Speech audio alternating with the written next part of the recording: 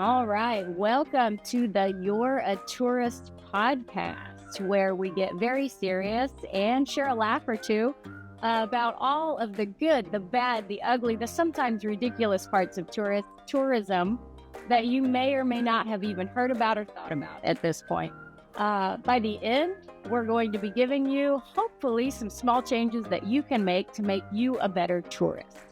I am your host, Katie Dudley, and today we're going to be talking about living in paradise.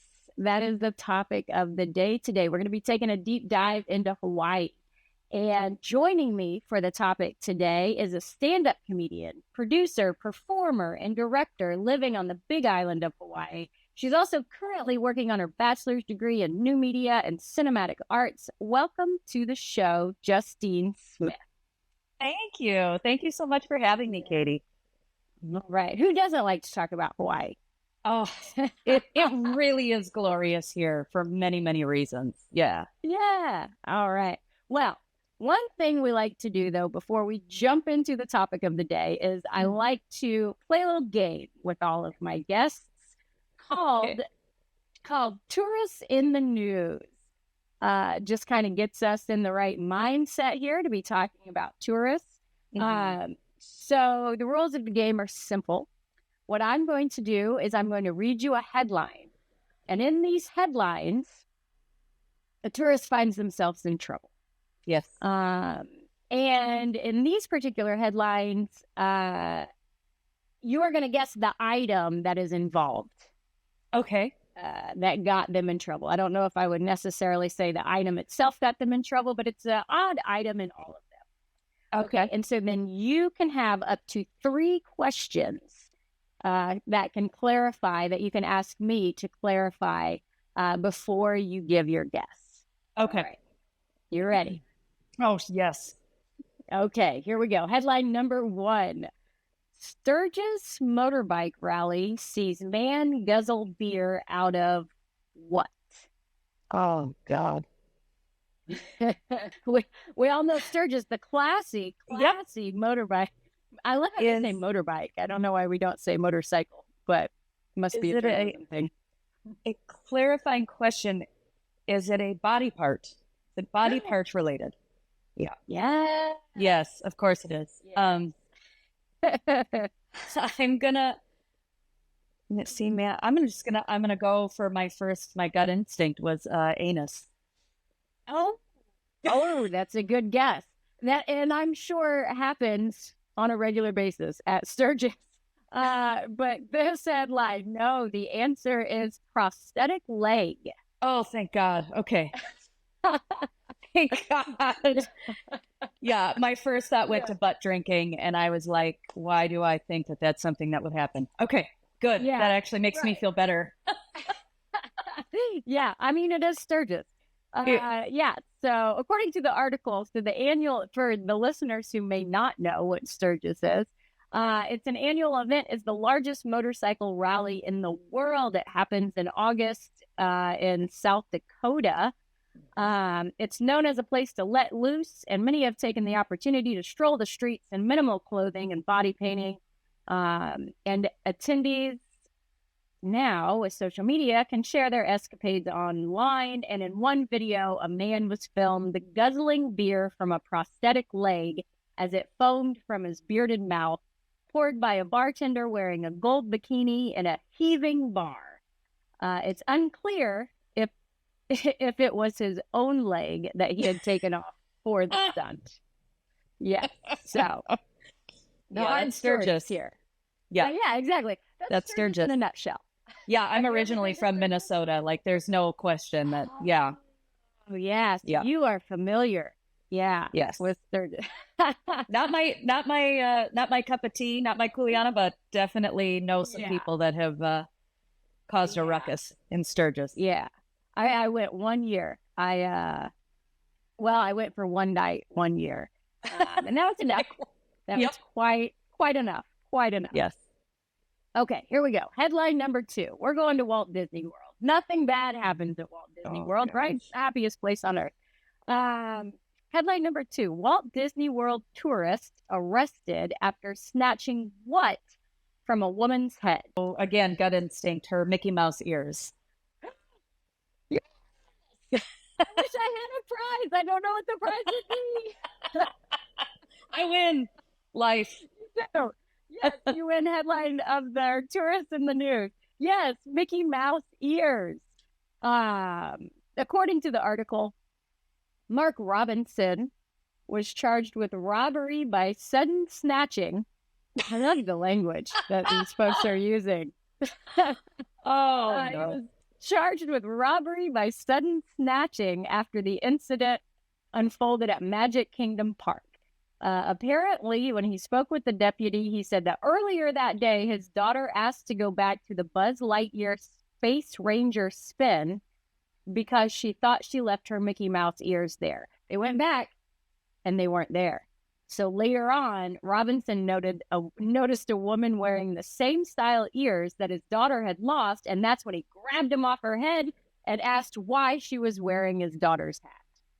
Because if there's anything we know about Disney, everything is different and unique. No, people wearing the same thing. Wow, we really create our own reality, don't we? Like I bet he fully was like, I'm gonna teach this gal a lesson. Yeah. Oh, How dare she purchase ears and wear them at Disneyland that happen to look like my daughter's? Yeah. Yeah, just flaunt them in front of my daughter who's missing hers. Clearly flaunting. Yeah. Come on. Oh, people are so peoply. They really are. They really are. Okay.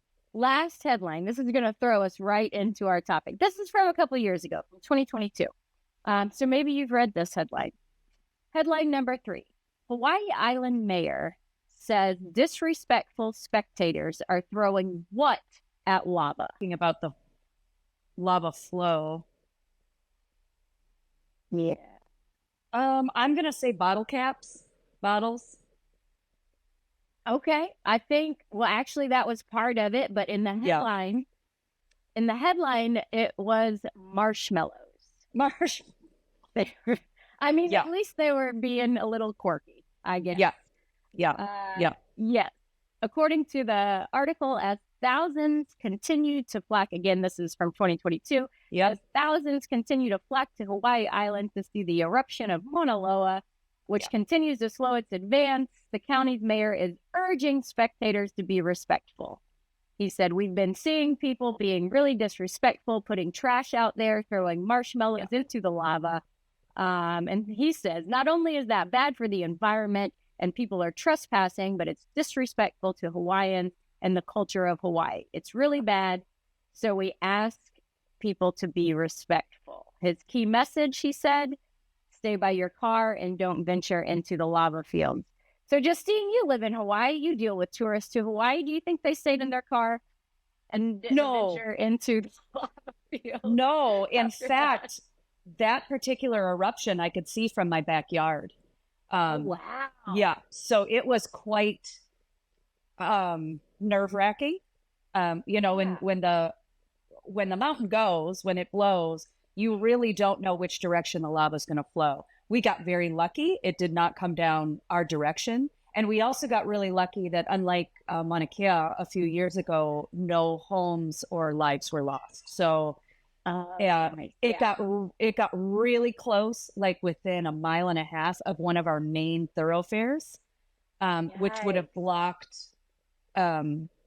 access, the most convenient access to the other side of the island. So we really dodged a bullet there. Yeah, it was quite intense. Gotcha.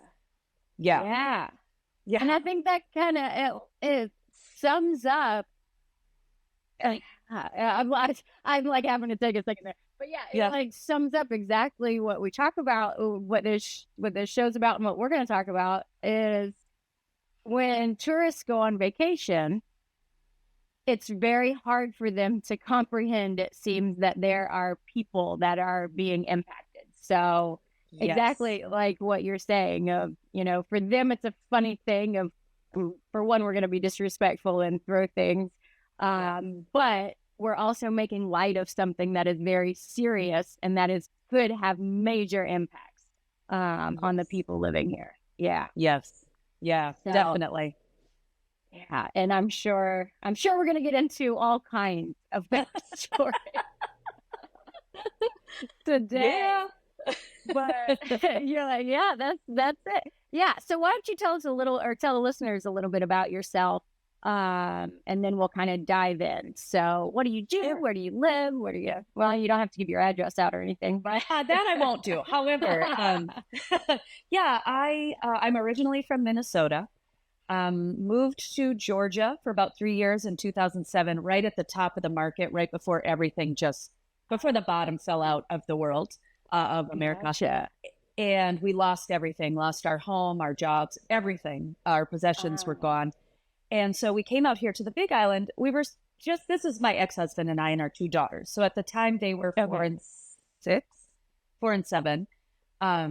We were just going to stay for 8 weeks, and we were on the east side of the island. I currently live on the west side, and we were in a community just to decompress and just figure out what we were going to do with our lives.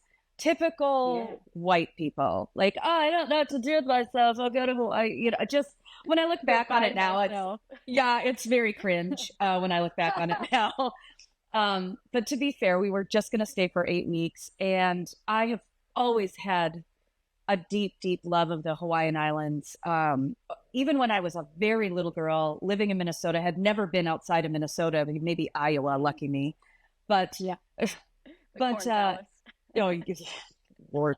But even like they used to have the old C&H sugarcane commercials, the C&H sugar. And I used to cry to my mom and be like, I want to go home. And I'd see like a little girl like running through the sugarcane fields. And I was like, I need to be there. Which is again just very a white person thing to do, but I really felt it even as a child, that very much drawn here. So when we wound up here, we were looking at heading back to Minnesota, reconfiguring, trying to figure out what to do. And I said, listen, we've got nothing to go back to. Like, we have no reason to leave the island. There's a great school on the west side, let's just try. And that was 14 years ago. Wow. Yeah, and we moved here in 2010. My ex-husband and I divorced, yay! And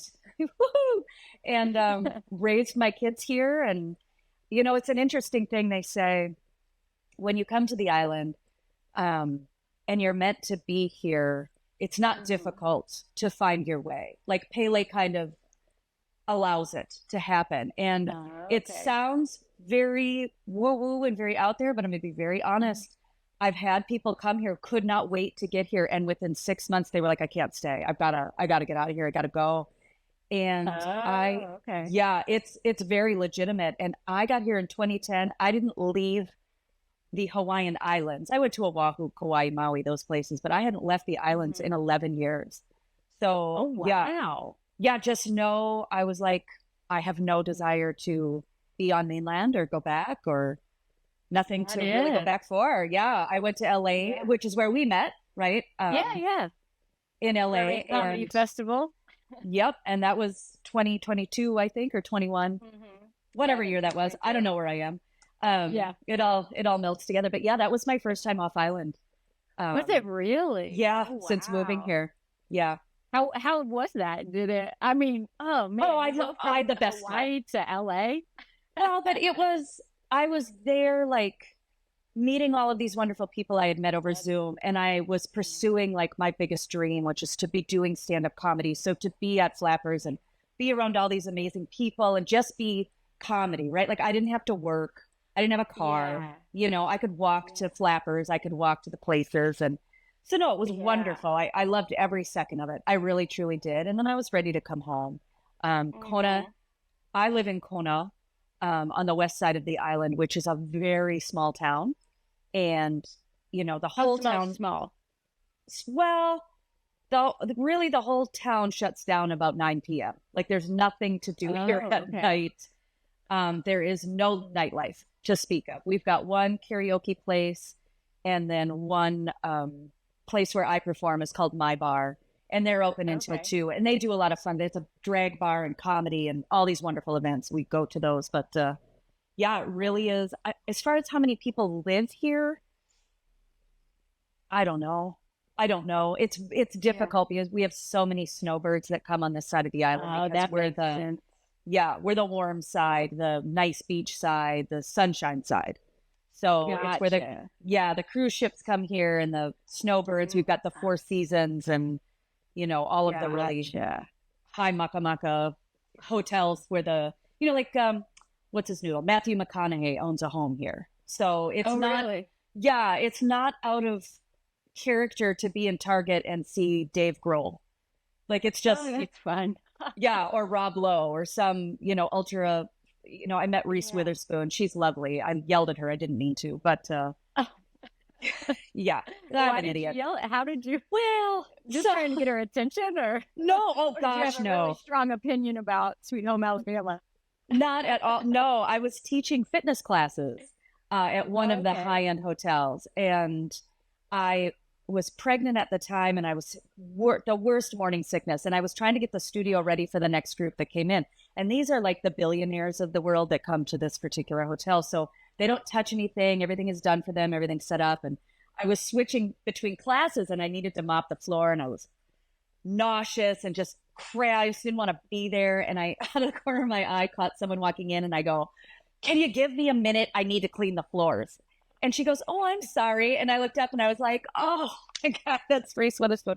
And I said to her, I go, "I'm so sorry." I said, "It's just not safe for you right now. I didn't mean to snap." And we wound up having a lovely conversation and I taught her first Zumba class. It's going to be my claim to fame, I'm sure. There you go. But no, she was a lovely person. This was, pre-white Oprah phase, but still, she was so kind,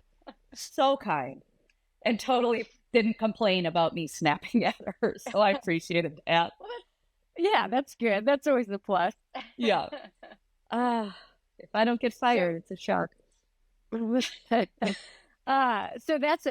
that's your kind of full-time gig you do. What do you do? So there? most you do of us, comedy, of course. Yeah. yes, most of us that live here have multiple jobs. I teach fitness. I bartend, I clean Airbnbs on the side, and then I do comedy and shows, and I teach comedy as well. So it works really well for me. Yeah, I've got kind of a real ADHD personality. So a job that would go from 9 to 5 it would burn me out. I wouldn't be able to do it. So even though some days I work 3 jobs, it's a piece here and then maybe a break, and then a piece here and maybe a break, and so it works out well for me. But yeah, it's very expensive, and most of us here, unless you come here with money, you're working a couple jobs to make it happen. Yeah, and that's what. Well, I mean, you bring up a great point, and that's what we see in a lot of destinations, and that's what a lot of folks and maybe a lot of tourists don't necessarily know. And that's why I kind of, when I open the show, you put in air quotes of the living in paradise, and a lot of times, and it's hard too. I'll get to a point here in a second, I promise.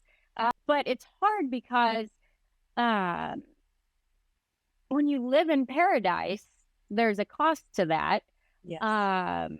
And there's lots of, and essentially tourism jobs and tourism destinations just across the board don't pay well because, and this is where it kind of comes from, is it's because of that mindset of, well, you get to live in paradise. So the trade-off is that. But unfortunately, landlords don't take paradise for rent. No, they make you pay for it. Yeah. No, you pay for paradise for sure. But there is, to be very fair, that is very true. On a day off, I go to some of the most beautiful beaches that ever existed, and I know the right little places to go to pick up food and to go and what's good, and even places tourists don't know to go. We have to keep some stuff for the people that live here. And there's places that you can only go if you're Native Hawaiian, and it should be that way. I in no way am entitled to anything on this island. And I always say, tourists especially will be like, "Oh, you're a local." And I'm like, pump the brakes. No, I am a guest here on this land, and I treat it as such. And so should you. You're a guest here. This is not your home. This is where I live. This is not my home. The home doesn't belong to me. And so I treat it that way. Yeah, and you brought up something again of the places where the locals go. And so that's where this is kind of again where we kind of dive into stuff on the show that hopefully we can kind of give some tourists some reality checks. And so for one of my biggest pet peeves also is when people are like, oh, but people love their jobs so much because they're always smiling. They're always, and it's like, they're paid to do that. You are Absolutely. the tourist. You are the one bringing in money. So people have to be nice to you. Yes. And then It's the like other the part stripper. is, The stripper doesn't want to date you. yes, Like, it's the same. exactly. Yes, the bartender who winked at you doesn't think you're hot. Like, No. no, yeah, exactly. And so so the other side of that is this aversion. And this is why I just say own it in this show of you are a tourist, own it that you're a tourist. And when we start with that, then we can start to be better tourists and more responsible. But it's those tourists who say, I refuse to go to the tourist areas and I only go where the locals go. And it's like, well, here's the problem. They don't want you there. A Exactly. lot of times. I'm not saying this is a verbatim across the board, but like you say, some places need to be saved so that people who live there can get away from the tourists. Absolutely. And we have had, unfortunately, there's a couple of really special places on this island where it used to be you needed to know somebody to get to them. And what wound up happening was some Instagram jabroni gets taken there, films the whole thing. This is how you get here. This is like we have a place here called Narnia that's now all blocked off, and Anna's Pond. You're like, now we can't go to those places. And to be fair, whether they were really safe or not is debatable. But also some of the most fun and beautiful places I've ever been in my life then had to be shut down to everybody because a dumb tourist will go and act a fool and not be respectful and put it all over the web and to be cool, and now none of us can enjoy it. And that is frustrating for sure. Yeah, exactly. It's this idea that because we know and we can have access to so many places of the globe right now, there's a mindset among tourists of I have the right to go to every corner of the globe.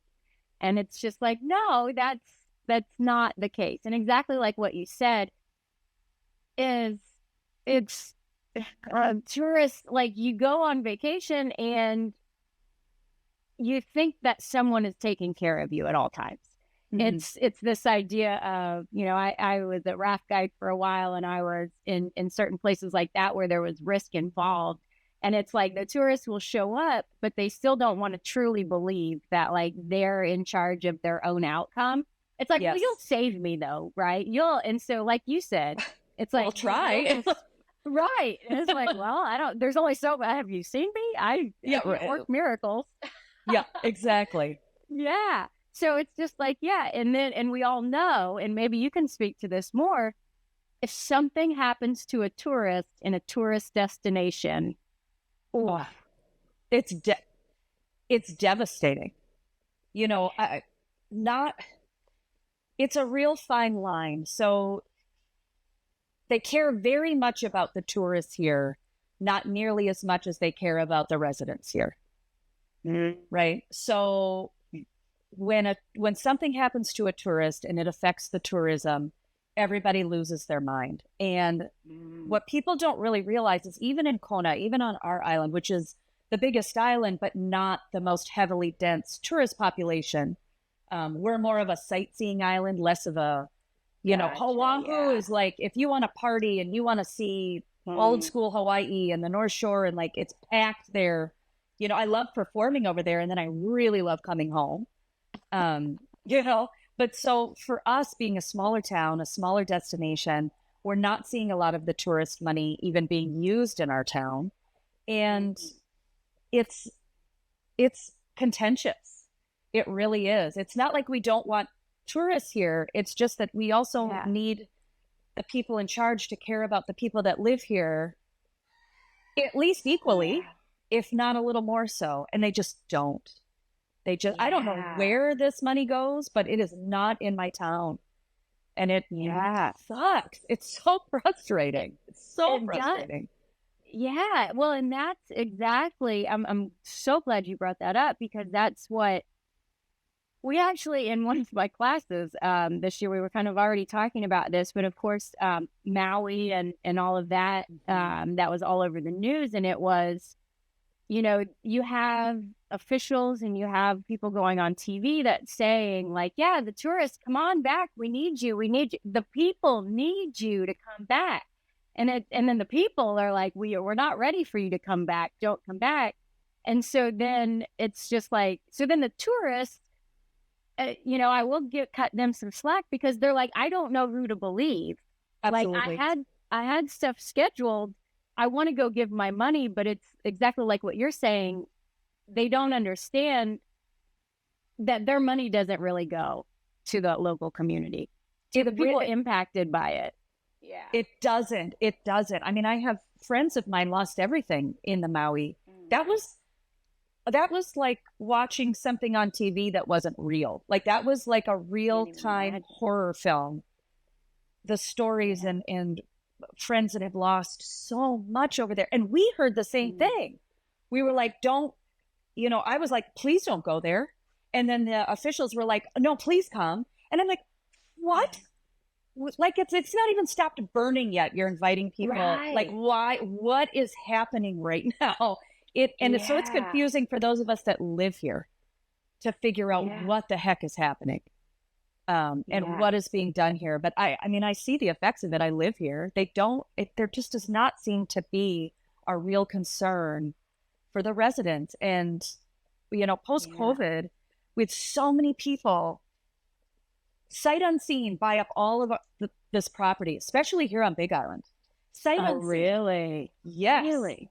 Yes. And so the median home price from the beginning of 2020 to 2022 went from the median home price being about 500,000 to well over $1 million. 1.1 million is the median home price. You cannot get a home here anymore if you live here. That's why unfortunately what's happening now is the locals are leaving. They can't afford to live on their own land where their family have lived their whole lives. Generations of people are having to leave because they cannot afford to continue to live here. Yeah, and going to the mainland, like come in California and places. Well, I mean, California is not much better, but yeah, it is. Yeah, they're going if they have family on mainland, or they're just going where it's less expensive. My own daughter, she's 20, and there's nothing really exists here for kids her age, right? Once you graduate high school, and I'm just talking about my own personal experiences, my daughter's friends. Yeah, they're either pregnant, married, or on drugs, or all three. Like they're just the resources are very much lacking here for the people who live here, I guess what I'm trying to say. And it's tough. So she's looking at moving to across country to the East Coast where she can afford to live. She can't afford to live here. She doesn't want to live with me the rest of her life, although I would love it. I would love it. She never has to leave, and she knows it. But it's time, it's time for her to branch out and go. But yeah, it's So that's what, I mean, you brought up the pandemic, and that's something that I was going to talk about too, is I feel like I've talked about it. I was just speaking with somebody on a different episode about Charleston, South Carolina. And so destinations everywhere having very similar things to this, but specifically in island destinations and things, it would make me so mad because during the pandemic, they would say, we need to open up tourism. We need to get this back. We need to help the people. And, but like you said, it's not like it necessarily helps the people. And if anything, it would harm, people at that point that we definitely knew about. But it's also, it's a problem of their own making. Yes. Right. Like exactly like what you're saying of when you don't have any respect for the local people. And when we have an economy where some people get really rich and all that money goes back to the U.S. or wherever these places of the U.S. to the mainland or the mainland, where these places are headquartered, and then we pay such low wages. It's just like, how can you not see the writing on the wall? And it sounds to me like, someone's making a lot of money, and it isn't us. It's just lining their bank account, and it's pretty gross.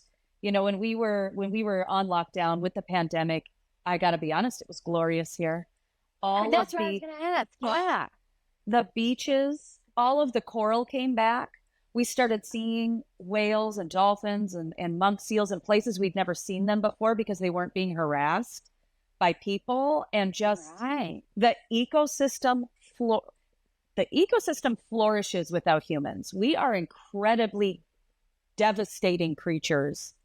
I frequently question whether we belong here. Like, I'm like, we don't fit in with the ecosystems here. Like, we don't take care of the land.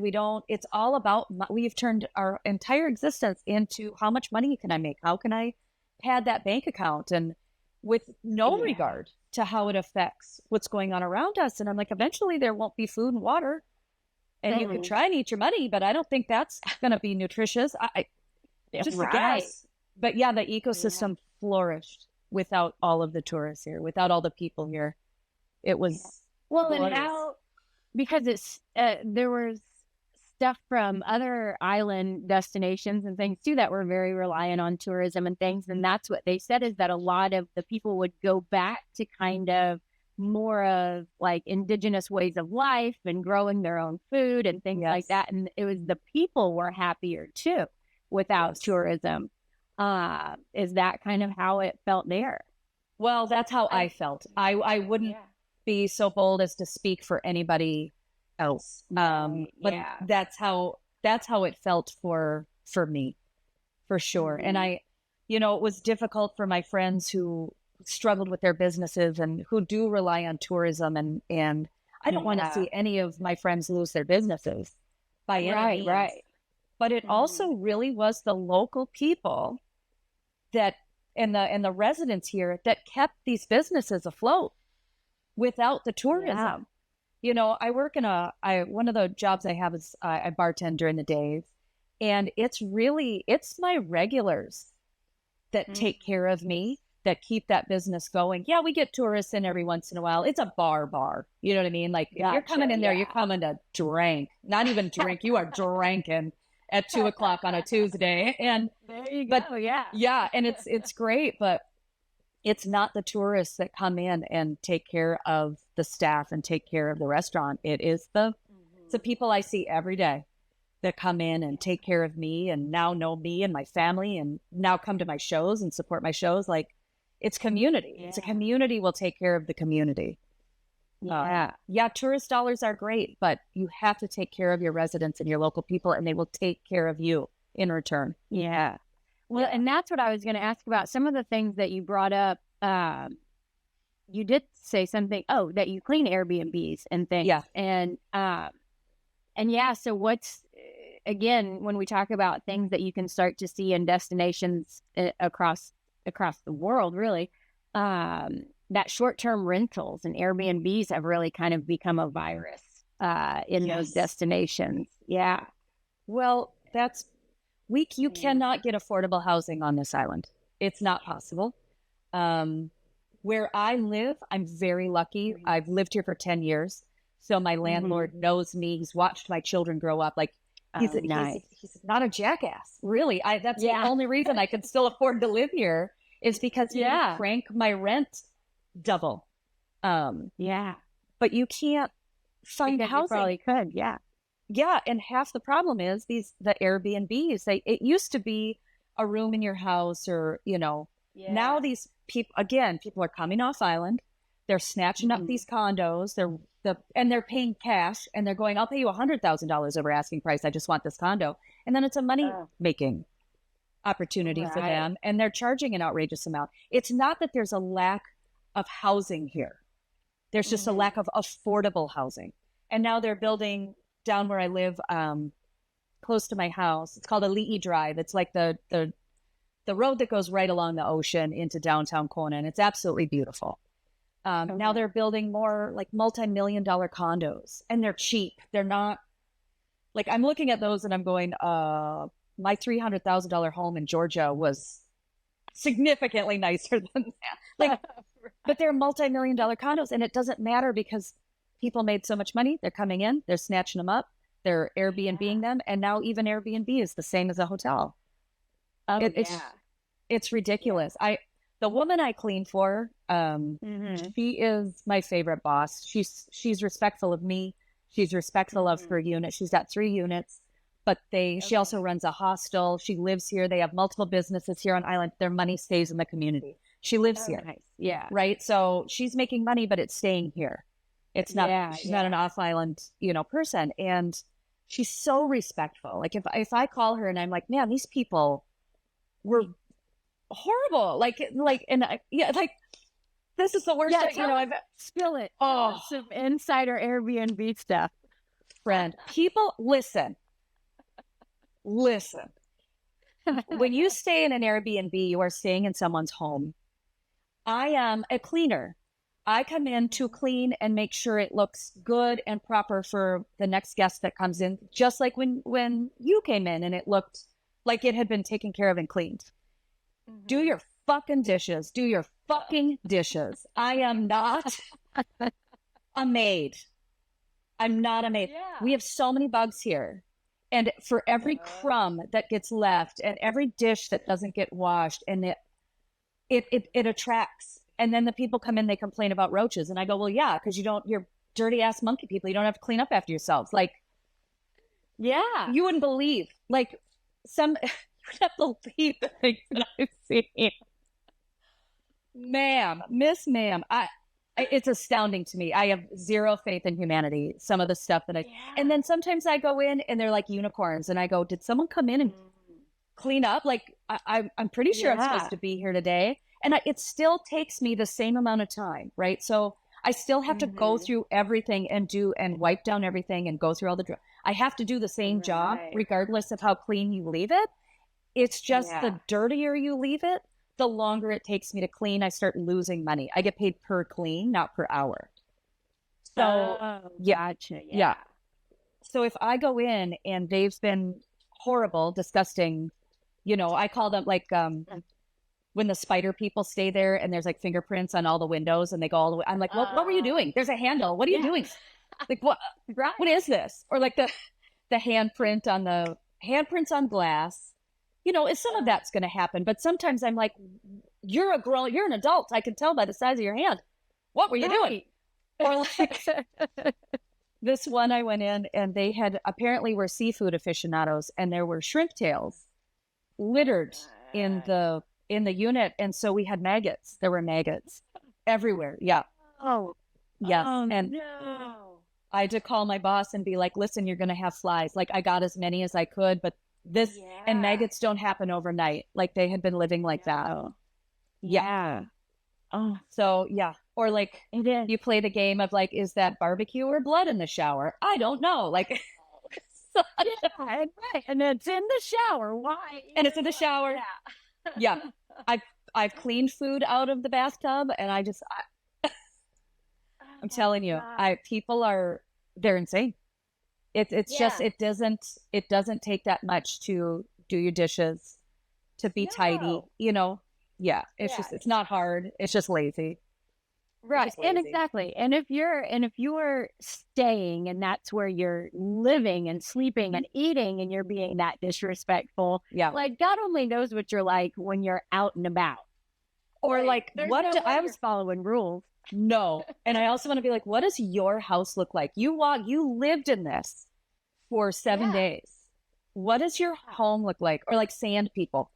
And it sounds racist, and it isn't.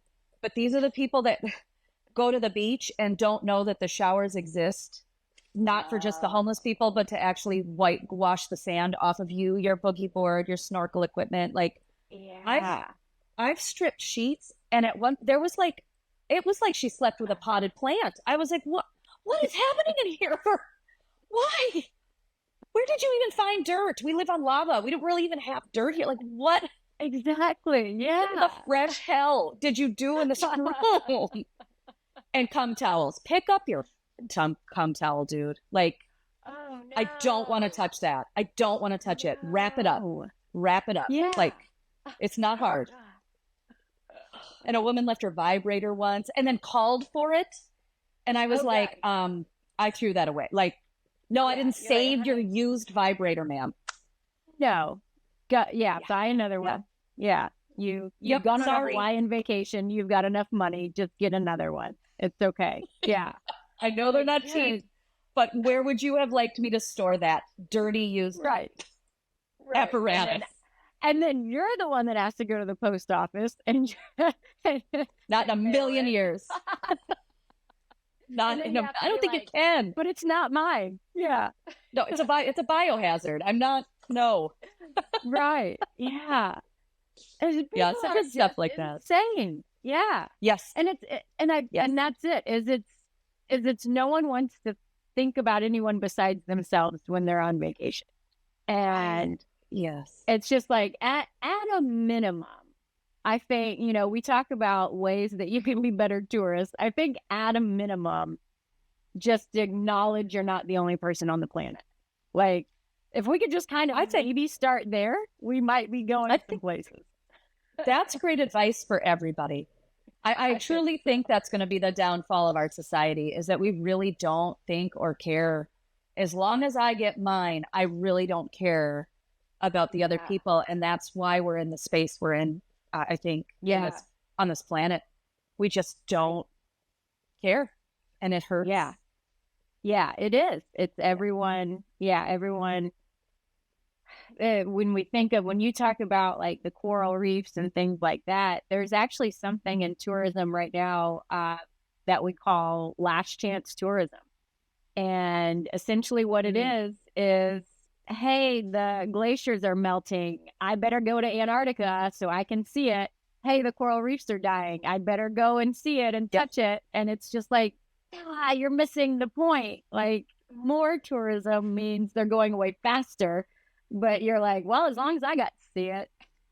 Exactly. They don't care. It's the same with when we were talking earlier with the Instagram and filming all of these special places. They don't care. They got to go. And now they look cool to their followers and whatever. And now it's inundated and now no one can go.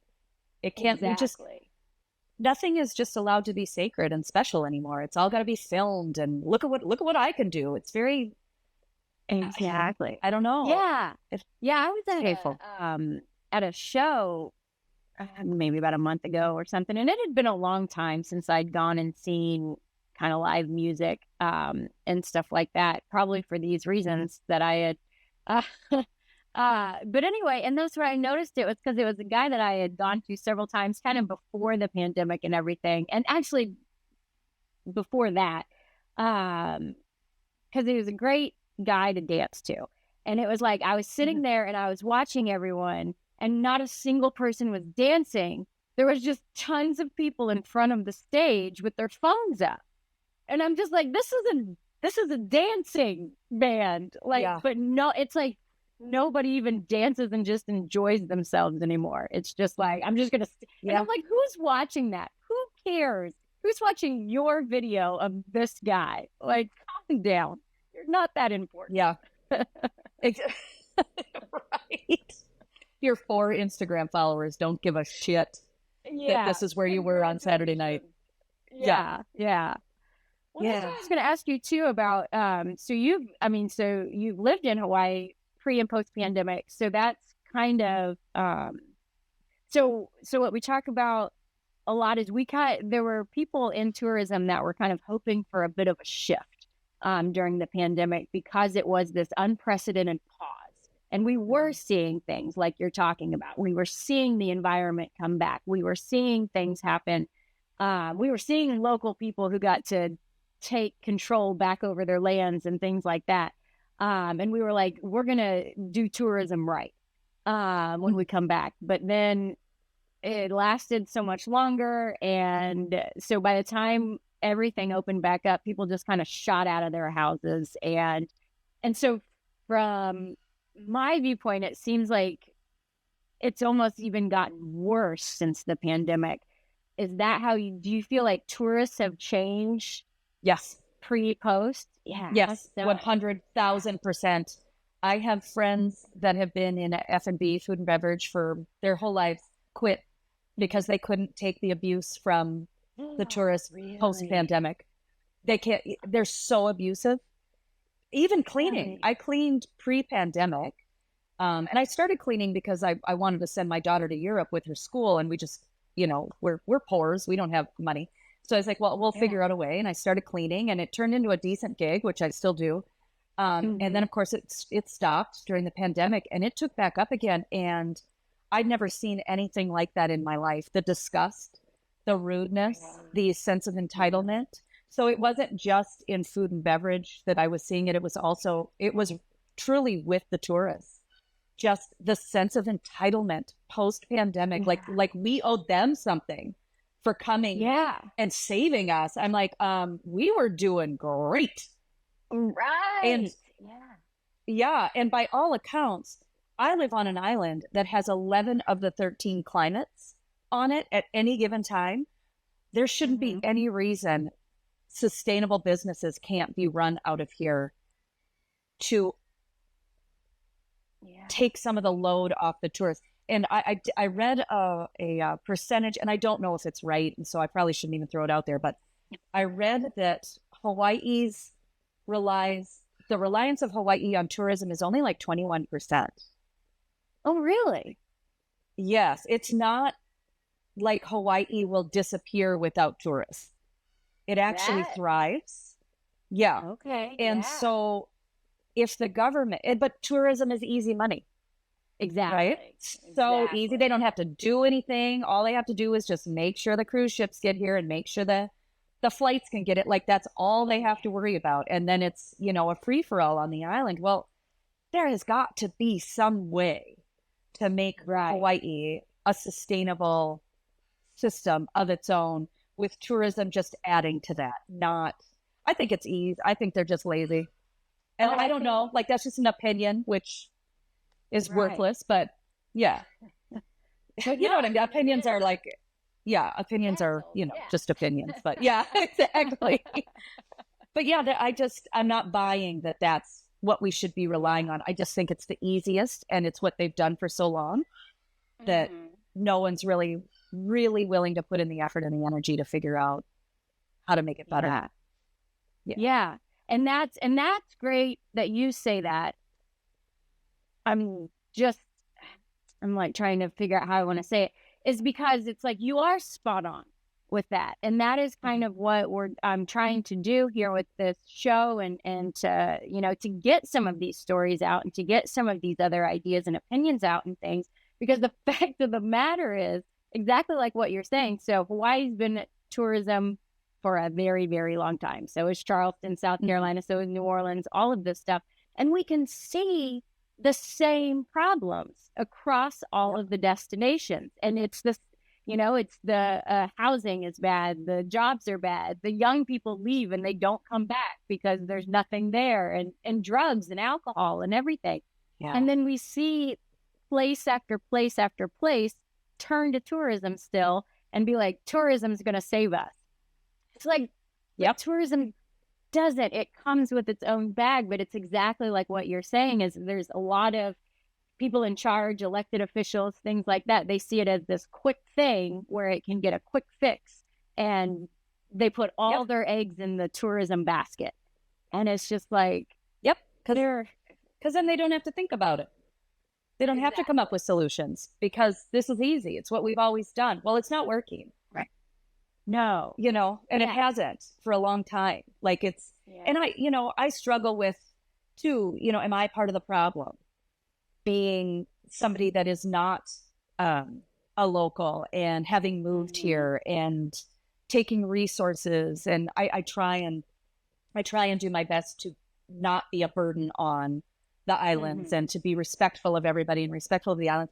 But at the end of the day, I'm still just, a middle-aged white woman going through a crisis and moved to Hawaii, like, I hate that about myself. So I got to tell you a story, and I tell this because I'm so deeply ashamed of it that if I feel like if I get it out there, it takes part of the shame away.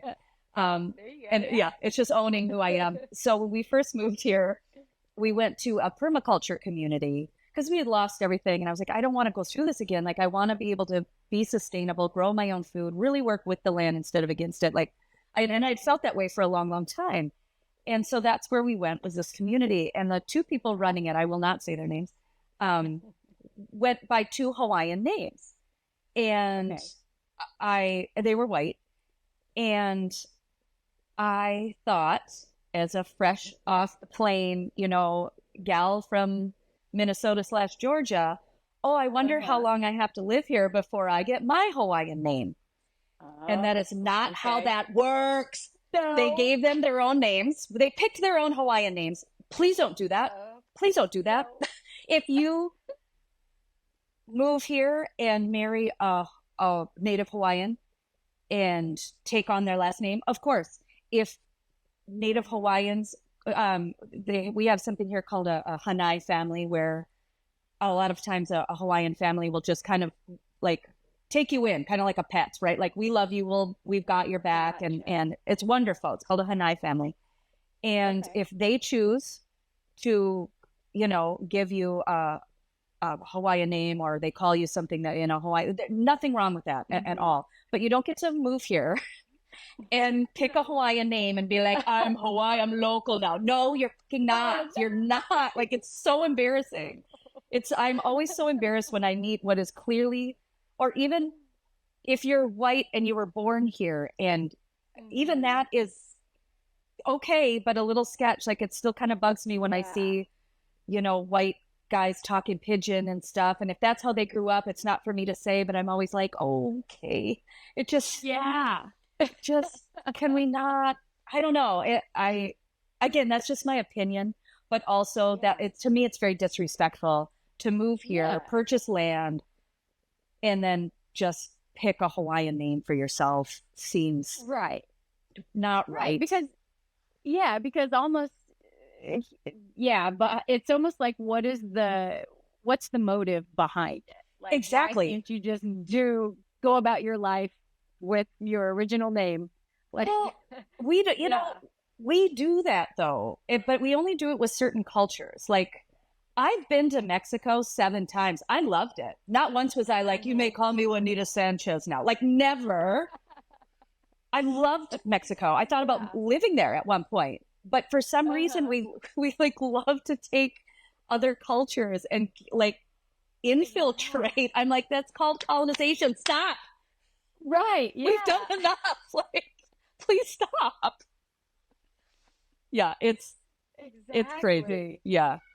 I did a whole bit on that, just because when I did go to Burbank, and they would introduce me and they would be like, from the Big Island of Hawaii, Justine Smith, and I'm like, I know you're disappointed. I'm just another white woman. Like, you thought, at least I'm not trying to misrepresent, but it is funny. Like, we really we do that, but only with certain cultures. Like, nobody goes to Vietnam and it's like, you may call me True Nguyen now. Like, we just don't do that.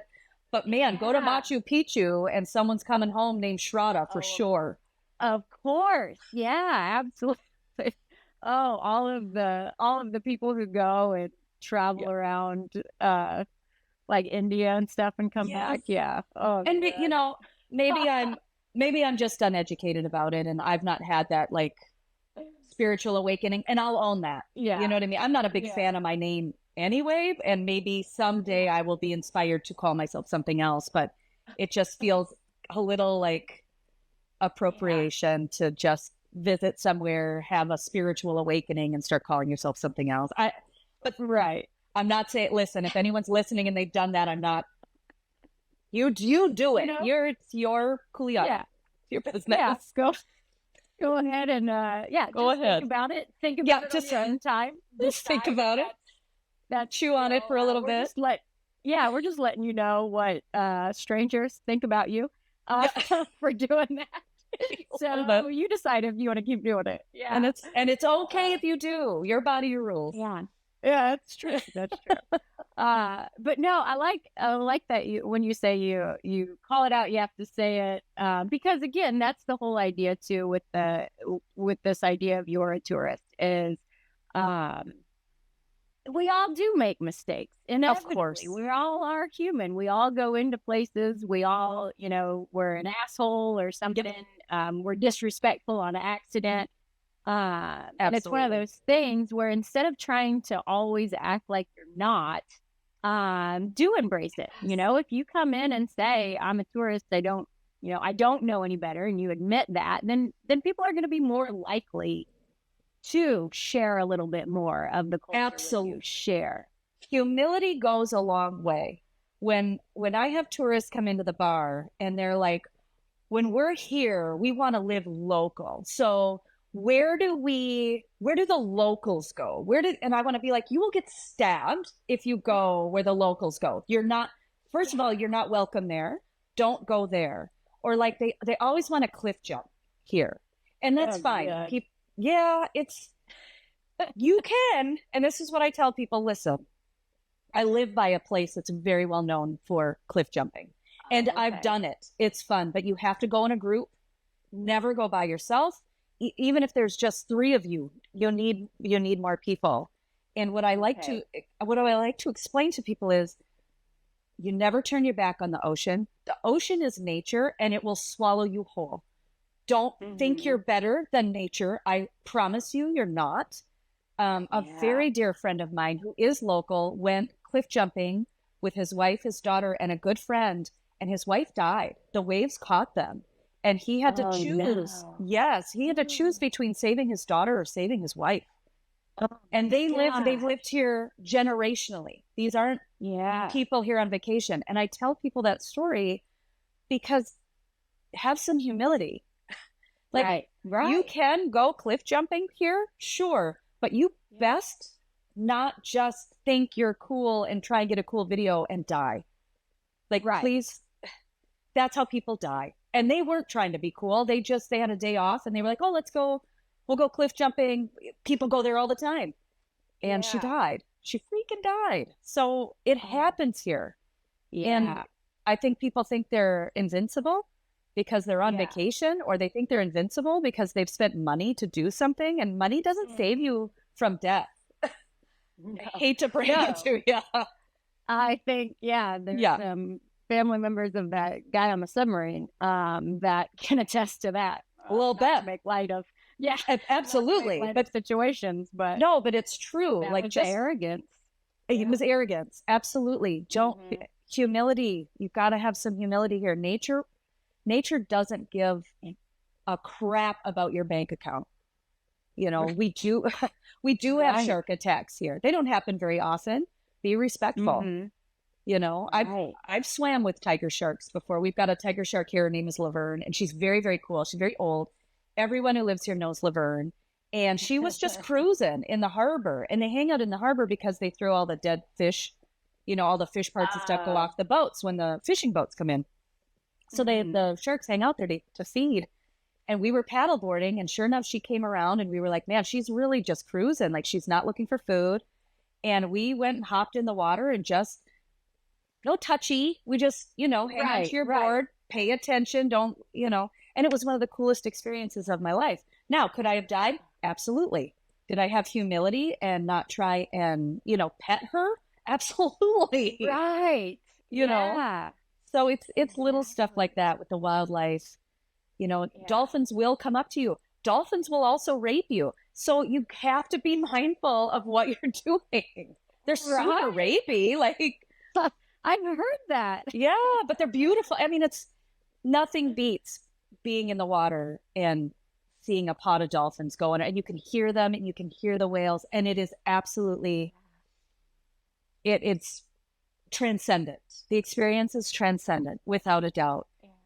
But we don't chase the animals. We don't try and touch the animals. You be respectful of the animals. If they come towards you, hands behind, like don't, it's the videos that people see that they want to touch everything and they want to pick the turtles up and they want to pet the wildlife. And please don't do that. Don't do that. Yeah, and that's it. Is it's almost like people have seen people interact with wildlife enough on Instagram and things like that to almost where they're forgetting that these are wild animals. Mm-hmm. That it's like at the end of the day, yeah, they don't care, and Nope. and you probably will get hurt. And this It's is something, yeah.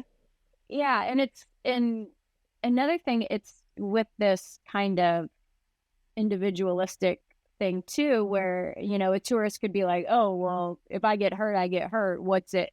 And it's like, do you understand the amount of resources that get funneled away from the local community to go save your ass when you do Yep. something stupid?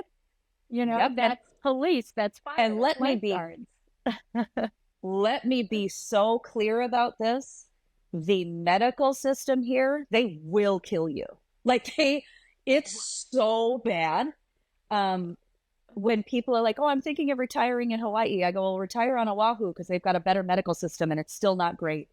But this, Really? you do not want to have a medical problem on this island. People die here because of poor medical care. It's awful. Watch me get sued. I almost sued the hospital. They almost killed me one time unnecessarily. Oh, no. Oh yes. So once again, if I were alone in my feelings on this, I would say, hey, this was my experience. It's not just my experience. It is atrocious. And do you think that part of that is because it's hard to get people to, you can't live there, so Yep. you can't get nurses and things. You think that It's that they run their nurses ragged. The nurses are exhausted. Everybody is exhausted. Things are falling through. They're just tired.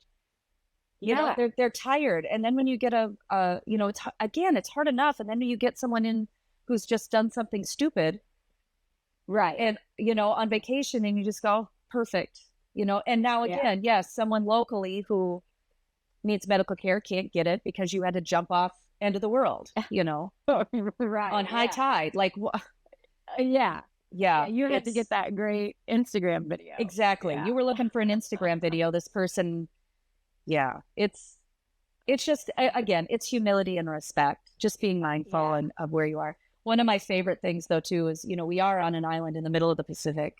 So we run out of things like Bud Light and, good basic things you wouldn't normally run out of. And the amount of people who cannot handle the fact that we might run out of a Coors Light. What do you mean you're out of Coors Light? Well, there's no brewery on this island, dum-dum. It all comes by a ship, and it's those kind of little things where you go, yeah, or just being an F&B. I mean, people are just lunatics anyway, but I had people this one time, our fresh fish of the night was ono. And ono in Hawaiian means good.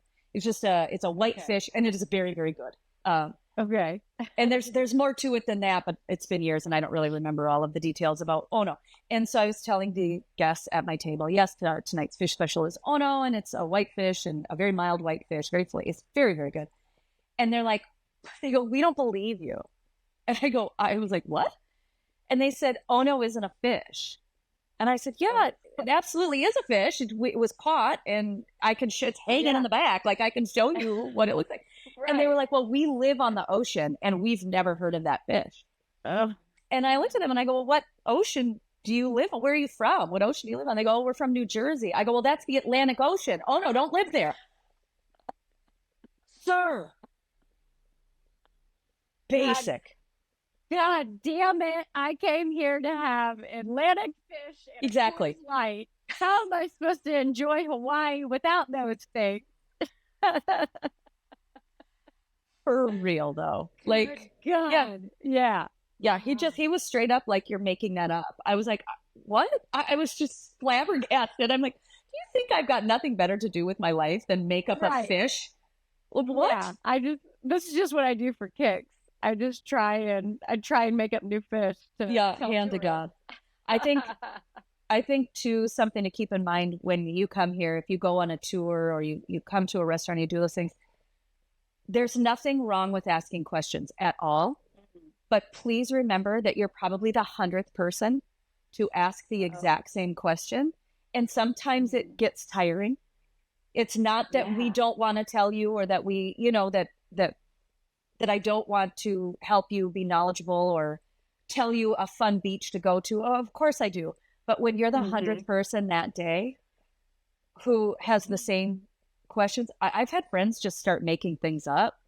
So yeah, especially my friends on the boat, like one of the, like they get questions like, why is the water blue? And can I dive down and get a jar of the deeper water because it's darker? And like yes. And then there's foam in the water that just naturally exists in the water. And everybody always wants to know what the foam is. And my friend, he got so tired of it one day. He was like, oh, it's whale semen. And just like it's going to happen. People are going to make things up. It can get tiring. It's not that we don't want to answer. It's just that I promise you, you're the 150th person to ask, and you're also the 200th person to make the same joke. Oh God. Yeah. Oh, brutal. So when we don't laugh, you're not the first. It's not my first go around. You're not original. You're not original in any way. And it's not charming, nor is it funny. No. Yeah. Yeah. If it came straight into your brain, it came straight into everyone else's brain. Yeah. Exactly. Absolutely. Yeah. That's what I love it. I love hearing people come back from vacation and it's always like, well, I had this tour guide and he told me, he doesn't tell this to all the groups, but he told our group. And I was like, I am positive that that's how it happened. I'm positive that you got a very special personalized tour from this tour guide. Yes, you are clearly. And that tour guide did not tell every group that day. Nope, you are the special one. You are super special. And really, I promise. That's all people want. They want to think that there's something special. Exactly. None of us are. I'm just here to say it. Like none of us. Yes, we all have individual things that make us who we are and make us special. But as a general whole, you're not special. You're just another person doing the same tour that gets done, 10 times a week with the same crew that's tired of hearing the same joke. They're tired of telling the same jokes and they're tired of hearing the same jokes. Exactly. Yeah. Yeah. So just patience. Right. Yeah. Well, I think that's a good place. Those are some good tips that we went out on there. For tourists. Yeah. So again, embrace it. Humility. I think that's it. I think that's been kind of the theme of this especially when we are talking about a place like Hawaii, place like that has kind of this culture and things like that you really need to respect, you need to understand, you need to admit that you are a guest there and to God damn it, act like a guest. Seriously. Yeah. Like you are not, don't the things that people have to pick up after people. Don't make them do that. Don't be a story. Please don't have the mentality that what you're offering Hawaii is your money. Like that's not just because you're coming here and you're like, please buy local when you're here if you can, please. That helps our community. Walmart, Target, that doesn't help our community. Buying local does. But please don't look at it as, well, I'm in Hawaii spending my money, therefore I'm owed or I'm special. Right. No, like there's so much more. Learn something while you're here. Be kind while you're here. Have some humility while you're here. It's not just about money, this whole world. No. Yeah. Right. Yeah. And exactly. I think that's another great point is, no one owes you anything. And as you pointed out, whether the tourists go there or not, the community is going to come together and help each other out. So absolutely. So the thing that can be removed here is you. Exactly. So keep that in mind. Yeah. Okay. Well, hopefully tourist listeners, however you like to be labeled, we've opened your eyes a bit about Hawaii and about places where, again, tourism does seem like it's king. But again, that doesn't mean that you, the tourist, are king. Justine, is there any place we didn't even get to talk about your comedy? Is there any that's place okay. that the listeners can find you, and keep up with what you're doing? Yes, my website is dirtygirlcomedy.com. And yes, you can find me on the Instagram under Justine Smith Comedy or Dirty Girl Comedy. My Facebook was hacked, so I don't send anybody there anymore because that's a big fat bummer. Socials. And then I'm also on TikTok, Dirty Girl Comedy. Right. Check it out, folks. And yeah, follow her on Instagram. She'll give you all of the inside local spots. I'm just kidding. She will not. Nope. She will I'll not. tell you where you can come to my shows, though. And it is a good Exactly. spot. My bar is a wonderful spot. I got to plug my bar. They are really just, gosh, they're great. The owners they're perfect. So, yeah, right, there you go. So if you're there, check it out. Go to my bar. But until then, remember, you can call yourself whatever you want. But at the end of the day, Yes. you're a tourist, and it's okay. The first step to getting better is admitting the problem.